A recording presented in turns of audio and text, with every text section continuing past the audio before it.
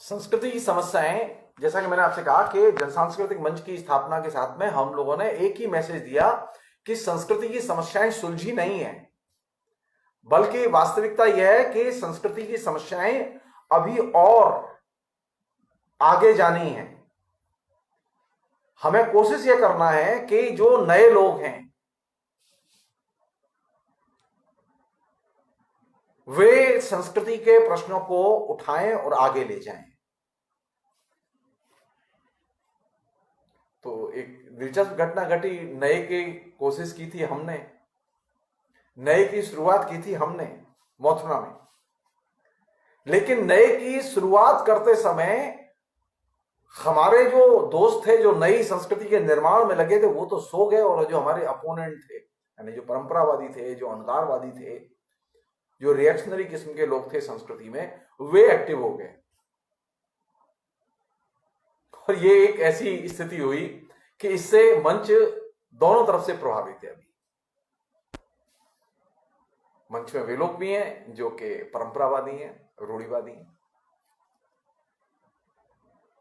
तो शुरुआत की थी हमने नए विचारों की खोज के लिए, शुरुआत की थी हमने नए मॉडर्निटी के मथुरा में संप्रसार के लिए।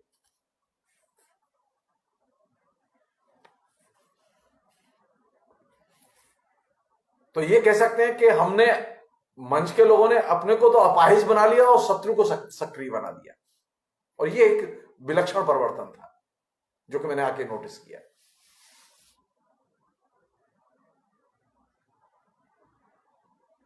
आखिरी चीज वह एथिकल विजडम,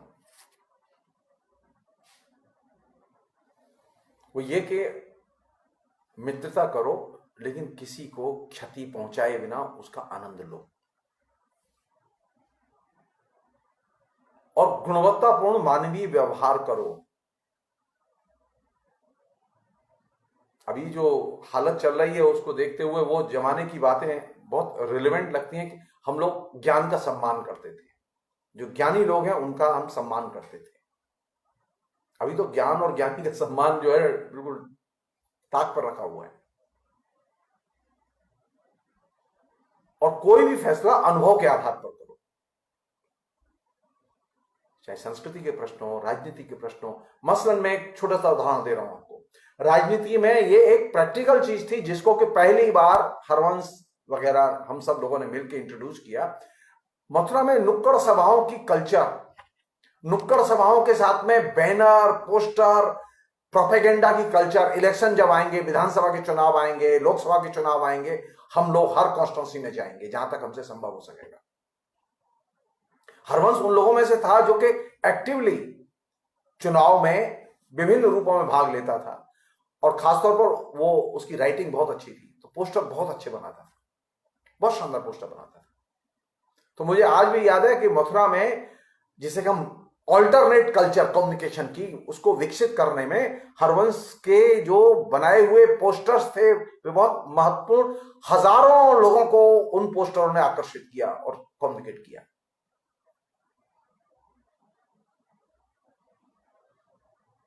हरवंश, जैसा मैंने कहा कि हरवंश कभी पूर्वाग्रह के आधार पर, विचारधारा के आधार पर उसने दोस्ती नहीं बनाई।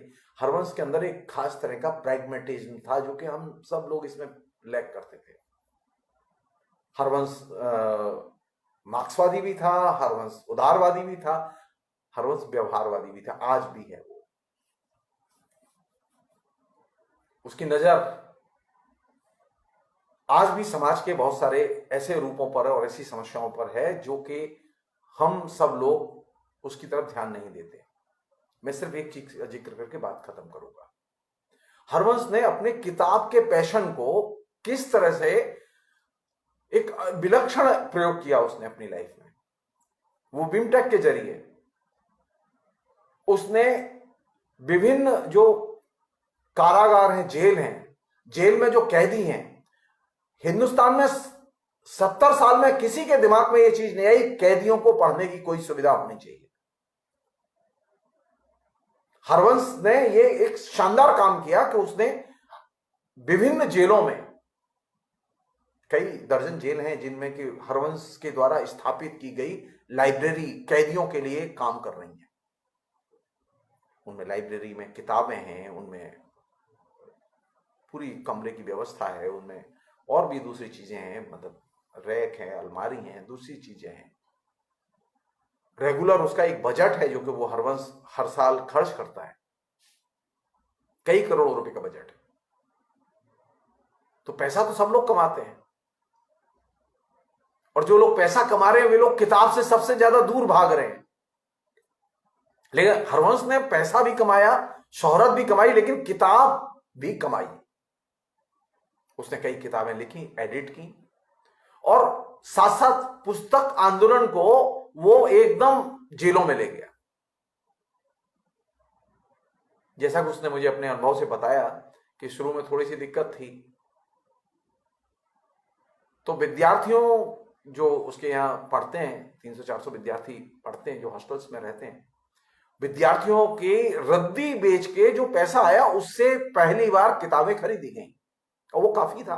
300 बच्चों की रद्दी हर महीने आएगी तो कितनी रद्दी बिकेगी आप समझ सकते हैं। पुस्तकों के संस्कार को लोगों के बीच में ले जाना, ईमानदारी के संस्कार को मैनेजमेंट की कल्चर का हिस्सा बनाना। और जो मेरे लिए और मेरे जैसे बहुत सारे दोस्तों के लिए वो प्राउड फीलिंग की बात है, वो ये कि हरवंश ने बिमटेक इंस्टीट्यूट भी बनाया, लेकिन बिमटेक से जुड़ा हुआ एक विश्वविद्यालय बना जो भुवनेश्वर में है। यानी हरवंश ने अपने को मैनेजमेंट, जो प्राइवेट मैनेजमेंट के जितने भी हिंदुस्तान में संस्थान है उनमें हरवंश मोस्ट पॉपुलर मैनेजर है, मोस्ट पॉपुलर आइकॉन है, जो कि मैनेजमेंट के सिस्टम को जानता है, मैनेजमेंट के एजुकेशन को जानता है। सो मैनेजमेंट गुरु के तौर पर जो उसने अपना एक नया चरित्र विकसित किया, वो बहुत ही शानदार चीज है, और वो हम सब के लिए गर्व की चीज है। और दिलचस्प बात यह है कि इस काम को करते हुए उसने अपनी ईमानदारी से कभी समझौता नहीं किया। जबकि ये मुसीबत तो है कि जब आप कोई संस्थान बनाते हैं तो बेईमानी का संकट तो रहता है, बेईमानी की इच्छा भी रहती है कि चलो धन कमाते हैं। तो हरवंश की जो सबसे बड़ी पूंजी है वो ये उसकी ईमानदारी, उसका उदारवाद, उसका व्यवहारवाद और उसका विवेकवाद, जिसको वो सबसे ज्यादा लाइक करता है। आज हरवंश के लिए इतना ही। बहुत बहुत शुक्रिया। Thank you.